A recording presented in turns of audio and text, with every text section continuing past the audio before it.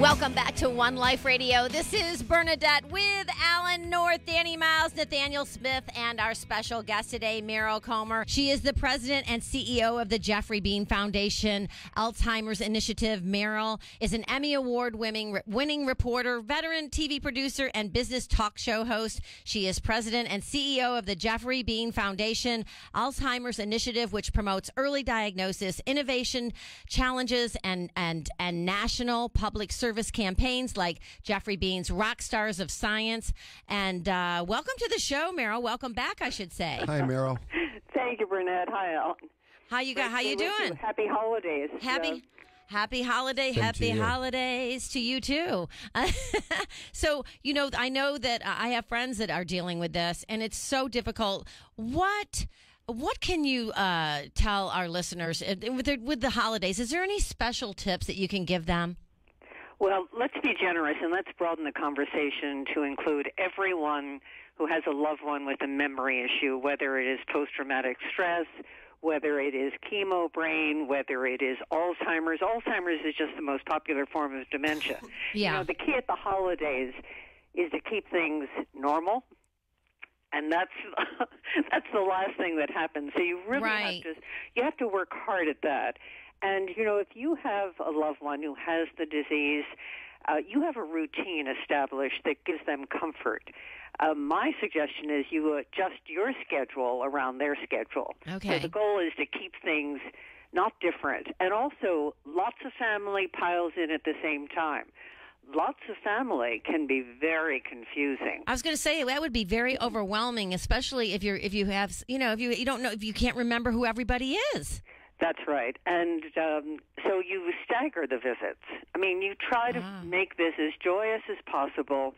And for distant relatives, people who hang out, or even family members who pretend there's no problem, you got to flag them, that there is an issue, and you give them a tip. So, for example, Dad's having some memory issues. If he repeats himself, hey, just answer the question as if it's the first time you heard it. Right. And expect to hear it again. Well, and I think that's a good way to do it. And I know with our family, we always injected a lot of humor in situations like that. Humor saves the day. You have to have the humor, and it's not targeted at them. It's sort of a shared humor. The other trick is, reminisce out loud. For many people, especially in the earlier stages, their short-term memory is gone, but their long-term memory stays intact. So don't challenge them with, do you remember the time? Why don't you just flip it and say, remember the time we did, and paint the sentimental picture. Because if it's an emotional experience, somewhere deep in the brain, it's going to trigger a long-term memory. And pick a joyful one, not a difficult one. Yeah. Just yesterday, I was in a nursing home and with my daughter, my little 10-year-old, she's in the choir at school, and they were singing Christmas carols. And it was really interesting to watch some of the people. And I started crying because there was this one gentleman, and you could tell that certain songs just induced memories for him, and he got very emotional, and he was clapping his hands, but you could see a couple of the patients that were in the home crying because it, like I said, it brought back memories for them, and it was very touching to watch. Well, you're a sweetheart for even going in. Here's a great time for families to try their own version of what we call music therapy. Play songs that they've always loved. And at Christmas, that's years of memories. Music infuses more than one part of the brain. So it can reach a loved one long after they may have forgotten your name. Oh, so wow. It's a very interesting thing that, the idea is to trigger, or if mom loves songs from the 50s or 40s, drag those songs out and have fun with them. The other thing is that there's a lot of equipment as people progress into the disease. You have wheelchairs. You don't want your home looking like a hospital. Mm-hmm. And if you're decorating the tree, I decorate the wheelchair. Oh, how for cute. my grandchildren, and make it fun. And then it's cool. So when Grandpa is resting, the kids go ride the wheelchair. What a great idea. That is a good idea. Play into what your world is, and don't try to. This is a difficult time to hide out because kids come home from school, from college, and they know something's off. It's either grandpa's not right, mom isn't right, dad's not right. What's going on? Well, so what do you say to children who are too young to understand? Grandpa or grandma isn't feeling well. They may forget you. They love you, love you, love you. And I would also, before they come, take pictures out, talk about who they are, in the hope that it may trigger something. Otherwise, they're going to say, "Oh, what a pretty little girl you are," and it will be very confusing. It's a very tricky time, and don't force a loved one with Alzheimer's on a child. Yeah. No. Because you'll see them peering around the corner watching if the behaviors are off in any way. And take a deep breath for anyone doing it. People have said to me, "Well, Meryl, shall I give, your book, Slow Dancing with a Stranger, to a loved one, since the money goes to Alzheimer's and I can let people know?" And I said, it's a symbol that you understand that they're going through difficult times and they're not alone. Mm-hmm. And that's important. We have to remind people who are in this is lonely because you're isolated with the patient. And again, this is a holiday spirit. And just the way you went into a nursing home, you're remembering a friend and being close to them. And, I'm coming your way. Oh, really? I'm coming your way in January. Oh, well, we'll definitely have to get together. Yes, absolutely. I'm going to have you come and float in my spa. and you can have one. That would be my respite care. I have a sensory deprivation spa. We'll have you live in studio too. Yeah. Meryl, I wanted to ask you a question. Are there any known nutrition therapies? You hear there's so much information on the internet, but like, for example, with Alzheimer's, not with Alzheimer's, but with epilepsy, for example, it's known that the ketogenic diet can control that type of disease. Are there any known nutrition therapies that can help improve Alzheimer's? It doesn't improve it. It may hold it. So let me give you an example. And I heard Bernadette with omega-3. You can try these supplements. There is no information that says these work, but people, we take them because it doesn't hurt us. It can help us with other parts. The Mediterranean diet, the latest research just came out about last week that said that, in fact, it's very valuable. It's good for your heart, but it's also good for your brain. Well, exactly. So, we're going to forget that during the holidays, but maybe for a New Year resolution, we ought to remember the.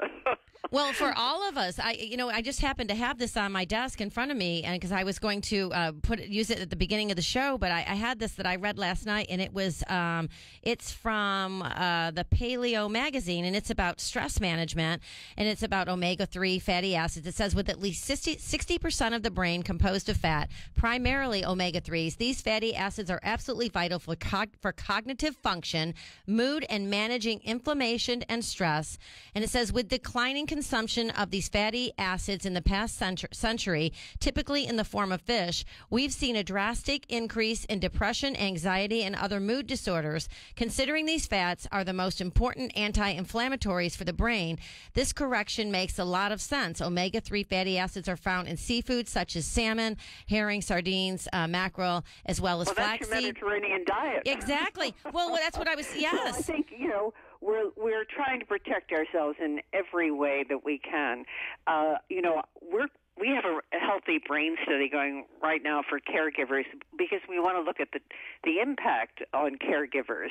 So people can go to Healthy Brain Study. But what we're finding out, and we've had almost 1,000 participants, is we report ourselves as being okay.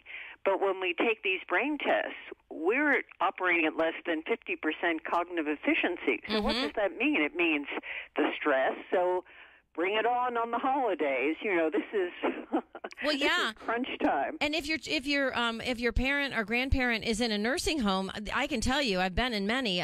With my dad before he passed, he was in and out of several. The food quality is not very good, and so they're not getting a lot of these nutrients that they need with the high omega-3s. Absolutely. And when you walk in there are many people without families, and I know, you're focused it's so on sad. yours, but give somebody else a hug. And caregivers, by the way, need hugs. Caregivers don't get thank yous or hugs in our world. So this is a time to reach out, even by phone. If you can't make it because it's too hard on you emotionally to see a loved one or someone else that way, the caregiver is not sick. Remember the caregiver. So, you're wonderful to include us, in your prayers and thoughts. And, it doesn't hurt to be honest. This is a disease. This is not something to be embarrassed about. Right. We really have to step forward and say, this is what happens. We've lived long enough, and a lot of people are getting this disease. Well, and we're all going to be old one day. So, well, isn't 60 the new 40? Yeah, that is true. Meryl, I wanted to ask you though, because the last time you were on, I believe one of our nutritionists, Sean Wells, was here as well, and he was talking about Alzheimer's being linked, like so many other things, to inflammation, which typically is caused by a bad diet. A diet high in processed food, sugar, carbohydrates. So it sounds like if somebody's been diagnosed with Alzheimer's, that once that train starts, that there may not be much you can do nutritionally. But isn't there a lot that you can do to nutritionally speaking to prevent Alzheimer's? Well, that's what we're into. We're into trying to look at prevention, but we can't kid ourselves. We don't know. The scientists don't know. It's a good idea. It's good. What's good for the heart is good for the brain. I mean, it's just healthy living if you think about it. And they're talking about the impact of grain and on your brain. It's out there, and we're trying it, and there's no downside to doing it. So I say, and I'm not a doctor. I've tried everything. I try it, especially if it's preventative. If you know that it's good in one space, it's probably good in another. But it's not going to rescue you from the disease, and that's why that issue of money for research is so important. So we've got to solve this. So when you look at your grandchildren, you don't want to be the burden on your grandchildren. No, and we want to solve it for their generation and make sure that we have wonderful memories longer. Absolutely. And, speaking of research, 100% of the proceeds from your New York Times best-selling book, Slow Dancing with a Stranger, will support Alzheimer's research. You're wonderful. Have a happy holiday. You too. I look forward to meeting you in person in January, Meryl. All right. Take good care. All right. Happy holidays to you. All right, everyone. You're listening to One Life Radio. We'll be back right after the break.